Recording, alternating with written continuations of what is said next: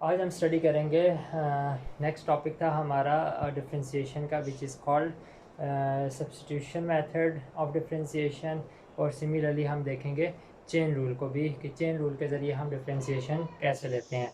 अब सपोज कर लें अगर हमारे पास एफ ऑफ एक्स और जी ऑफ एक्स दो फंक्शंस हैं, एक एफ ऑफ एक्स है और जी ऑफ एक्स है, और हम इनकी कंपोजिशन ऑफ द फंक्शंस करते हैं किस तरीके से, f of g of x की फॉर्म में।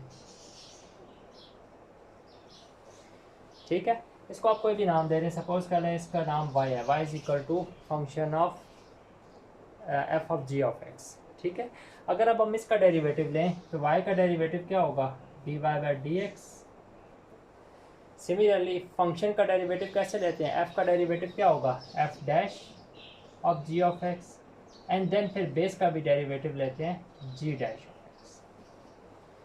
सो f of g of x का डेरिवेटिव हो गया F dash of g of x in to derivative of the base function, यानी जी डैश ऑफ एक्स। अगर हम इस जी डैश ऑफ एक्स को कह दें एक और फंक्शन की फॉर्म में, यानी हम इसको कह देते हैं ये function of the derivative of another variable है, तो फिर हम इस जो कंपोजिशन ऑफ द फंक्शन है उसको कन्वर्ट कर सकते हैं into a rule which is called as chain rule. For example, अगर हमारे पास y का डेरिवेटिव निकालना है विद रिस्पेक्ट टू x, हम इस फंक्शन को f ऑफ x को रिप्रेजेंट करते हैं एक और फंक्शन u की फॉर्म में, तो हम डेरिवेटिव लेते हैं y का derivative with respect to u, and u का डेरिवेटिव लेते हैं with respect to x। This is called as chain rule. So अगर हमारे पास f of g of x की फॉर्म में कोई फंक्शन है तो हम g ऑफ x को सब्सटीट्यूट भी कर सकते हैं इन टर्म्स ऑफ u। तो लेट्स सपोज कर लेते हैं g ऑफ x किसके इक्वल है, u के इक्वल है। हमने कोई और वेरिएबल असाइन कर दिया। अब इसका डेरिवेटिव किसके इक्वल होगा, जी ऑफ एक्स का डेरिवेटिव होता है जी डैश ऑफ एक्स, ये इक्वल होगा d u by d x. So यही फंक्शन जो हमारे पास f dash of g of x था, अब क्या बन जाएगा, d y by d x बन जाएगा एफ डैश ऑफ यू, क्योंकि जी ऑफ एक्स को हमने ले लिया यू, और जी डैश ऑफ एक्स क्या हो गया, ये इक्वल होगा d u by d x. So अगर आपके पास देखें y is equal to f of x था, f dash of u actually क्या है, y का derivative with respect to u है, एंड u का derivative with respect to x। So ये देखें ये चीज़ यहाँ पे भी बन गई। So this is called as a chain rule. Actually substitution करने का मकसद और चेन रूल दोनों ऑलमोस्ट सेम ही चीज़ हैं, एग्जैक्टली सेम चीज़ हैं। सिर्फ ये है कि वहाँ पे हम डायरेक्ट डेरिवेटिव अप्लाई करते हैं बाय टेकिंग द सब्स्टिट्यूशन, और फिर हम बेस का डेरिवेटिव जो सब्स्टिट्यूशन की होती है उसका डेरिवेटिव से मल्टीप्लाई कर देते हैं, तो एक्चुअली वो चेन रूल ही बन जाता है। अब एक एग्जांपल करते हैं जिसके ज़रिए हम क्या करेंगे, चेन रूल को कंटिन्यू करेंगे। सपोज कर लेते हैं y इज इक्वल टू है under root of 1 minus x over 1 plus x. अब इसको क्वेश्चन को हम डायरेक्ट भी सॉल्व कर सकते हैं bye simple taking the power rule. Derivative लें बाय पावर रूल से, देन बेस का डेरिवेटिव लेंगे तो वहाँ पे हम अप्लाई करेंगे क्वेश्चन रूल और डेरिवेटिव आ जाएगा। लेकिन ये इतना कुछ कॉम्प्लिकेटेड हो जाता है कि हमारे पास जो इशू आता है उसके अंदर सिंप्लीफिकेशन के अंदर, तो वो बहुत ज़्यादा कॉम्प्लिकेटेड हो जाता है। रेदर देन अप्लाइंग डायरेक्टली, हम इस पे क्या करते हैं, कोई सब्स्टिट्यूशन अप्लाई करते हैं। अब वो सब्स्टिट्यूशन किस फॉर्म में होगी, लेट सपोज कर लेते हैं 1 minus x over 1 plus x किसके इक्वल है, यू के। हमने सपोज कर लिया ये यू के इक्वल है। अब इसका डेरिवेटिव लें, यू का derivative with respect to x d u by d x. अब यहाँ पे क्या हो रहा है, टर्म्स डिवाइड हो रही हैं, डिवाइड हो रही हो तो हम कौन सा रूल अप्लाई करते हैं, ऑफ कोर्स क्वोशंट रूल। जब क्वोशंट रूल अप्लाई करेंगे तो ये क्या आएगा, नीचे वाली टर्म का स्क्वायर, नीचे वाली टर्म एज इट इज, ऊपर वाली टर्म का डेरिवेटिव माइनस ऊपर वाली टर्म एज इट इज, नीचे वाली टर्म का डेरिवेटिव। अब डेरिवेटिव अप्लाई करते हैं, 1 प्लस एक्स तो एज इट इज, नीचे वाली टर्म भी as it is 1 plus x का होल स्क्वायर। सो ऊपर वाली term 1 plus x as it is, 1 minus x का डेरिवेटिव, अब 1 तो कांस्टेंट है, हमने स्टडी किया था कांस्टेंट का डेरिवेटिव 0 होता है, एक्स का डेरिवेटिव 1, तो माइनस साइन की वजह से ये -1, माइनस 1 माइनस एक्स, 1 का डेरिवेटिव 0 एंड एक्स का डेरिवेटिव +1। यह आ गया हमारे पास derivative of u with respect to x. इसको और सिंप्लीफाई करते हैं, ब्रैकेट्स ओपन करें, -1 -x -1 plus x over 1 plus x का होल स्क्वायर, ये इक्वल आ गया du/dx के। अब यहाँ पे देखें x वाली टर्म कैंसिल हो गई, -1 हो गया -2 डिवाइडेड बाय 1 प्लस एक्स का होल स्क्वायर, ये आ गया derivative of u with respect to x। अब हमने एक्चुअली फाइंड आउट करना था derivative of y with respect to x।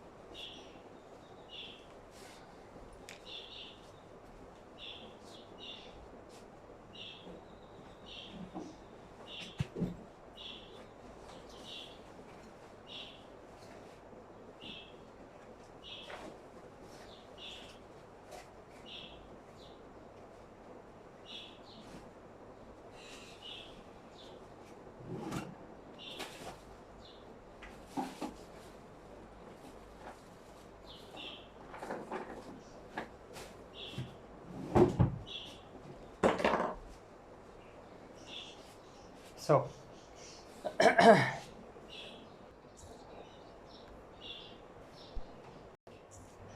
जिसके अंदर हमें कुछ प्रॉब्लम्स ऐसे भी होती हैं जिसके अंदर हमारे पास पैरामीट्रिक फॉर्म में इक्वेशंस दी होती हैं। फॉर एग्जांपल हम एक क्वेश्चन करते हैं जिसको हम दोनों तरीके से bye eliminating the parametric equation variable उससे भी सॉल्व कर सकते हैं। इसके अलावा हम इसको बाय चेन रूल भी सॉल्व कर सकते हैं और इसके ज़रिए हमारे पास क्या आ जाएगा, डेरिवेटिव आ जाएगा। अब ये क्वेश्चन है x is equal to a times 1 plus t square in divided by 1 minus t square. I think plus नीचे माइनस ये, and y is equal to है 2bt upon 1 plus t square. अब इसका भी हमने क्या करना है, डेरिवेटिव फाइंड आउट करना है विद रिस्पेक्ट टू x। अब बहुत सारे मेथड है जिससे ज़रिए हम डेरिवेटिव फाइंड आउट कर सकते हैं।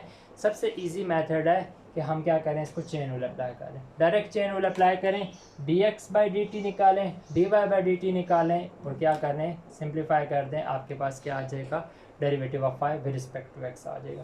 इसके अलावा हम इसकी पैरामीट्रिक इक्वेशन के वेरिएबल को एलिमिनेट करके भी डेरिवेटिव निकाल सकते हैं।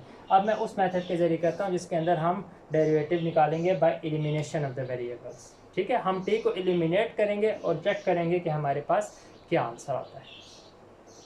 सो हमारे पास क्या है, एक्चुअली ये इक्वेशन ऑफ एलिप्स या इक्वेशन ऑफ हाइपरबोला हो सकती है। तो उसको सॉल्व करने के लिए हम क्या करते हैं, सबसे पहले दोनों तरफ स्केयर लेते हैं, इस तरफ भी स्केयर ले लिया और यहाँ पे दोनों तरफ भी, इस तरफ भी स्केयर ले लिया।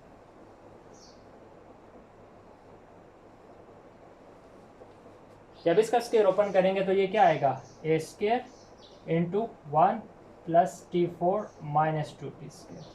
सिमिलरली यहाँ पे स्केयर ओपन करेंगे तो क्या आएगा, 1 plus t4 plus 2t।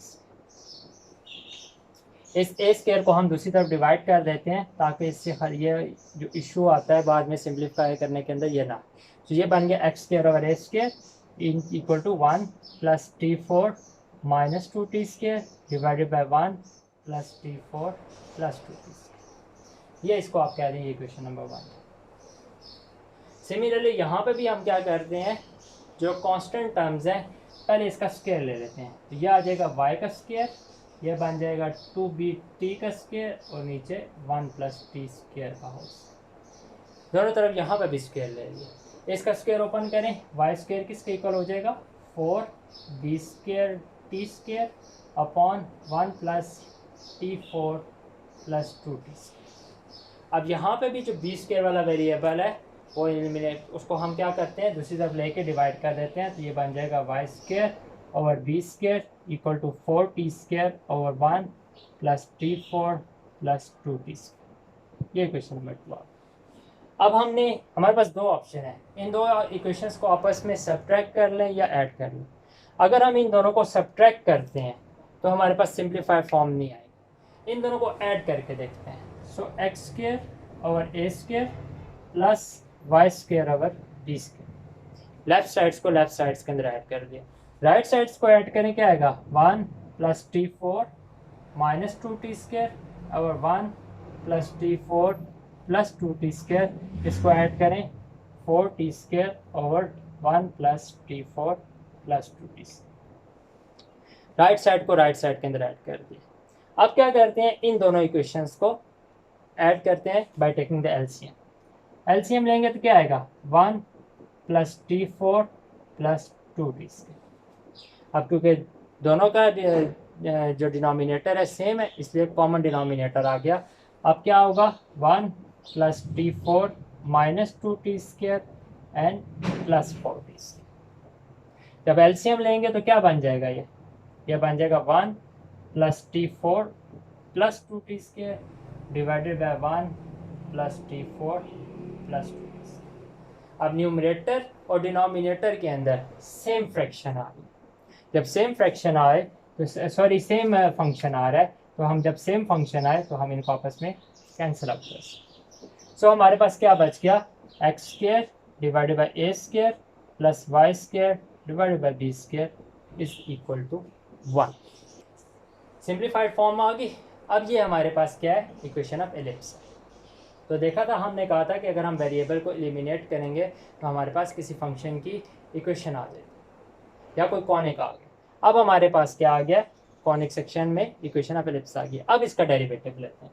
Derivative क्या होगा d y by d x of x square by a square plus d by d x of y square over b square is equal to 1। ये derivative. अब derivative लें x square का derivative क्या होगा ए square तो constant है, constant को हम डेरिवेटिव से बाहर ले जाते हैं 1 over a square. X square का डेरिवेटिव होता है 2x तो उसकी जगह पुट कर दिया 2x। 1 ओवर बी स्क्वायर भी कांस्टेंट है उसको भी डेरिवेटिव से बाहर ले आए। वाई स्क्वायर का डेरिवेटिव हो गया 2y एंड 2y के साथ क्या आएगा d y by d x. क्यों, क्योंकि विद रिस्पेक्ट टू बेस का भी डेरिवेटिव लेते हैं। यहाँ पे बेस का डेरिवेटिव x का derivative with respect to x 1 होता है तो d y by d x आ गया इज इक्वल टू कॉन्स्टेंट का डेरिवेटिव होता है वो इक्वल टू 0। ठीक है, अब इसको और सिंप्लीफाई करते हैं। जब हम सिंप्लीफाई करेंगे तो फिर क्या होगा 2x अपॉन ए स्क्वायर प्लस 2y upon b square d y by d x is equal to 0। अब d y by d x वाले टर्म को एक तरफ रहने दें, बाकी सारी टर्म्स को दूसरी तरफ ले जाएं। So 2y over b square d y by d x ये इक्वल होगा -2x ओवर ए स्क्वायर। अब क्या करें, मैं ऊपर से थोड़ा सा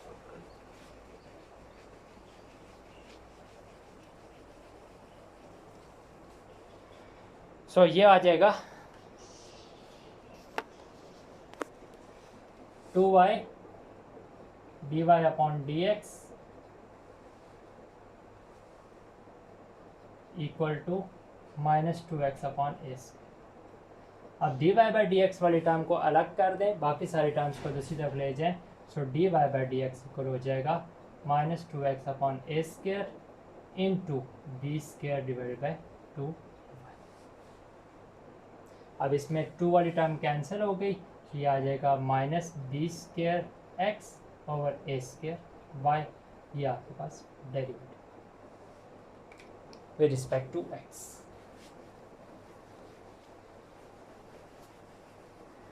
ये चीज़ सो देखें हम without applying the chain rule just एक और मेथड जिसको हम क्या कहते हैं elimination of the parametric equations, elimination of the parametric variable, इसके ज़रिए हमने क्या किया डेरिवेटिव फाइंड आउट किया। हम इसको बाय चेन रूल भी कर सकते थे।